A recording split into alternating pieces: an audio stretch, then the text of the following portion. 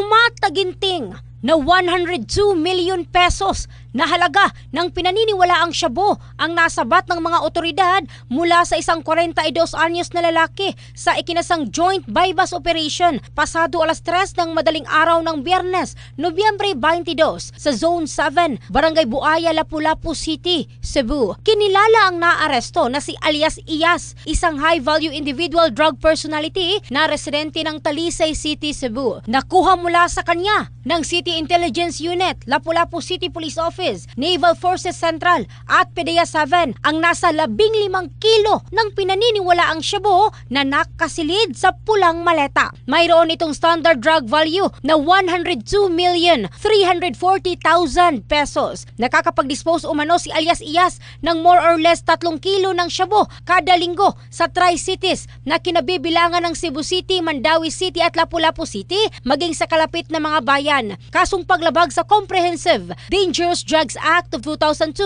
ang haharapin ng naaresto. Patuloy ang investigasyon ng mga otoridad. In the heart of changing lives. Ito si Michelle Craste ng Brigada News Philippines, the Music and News Authority.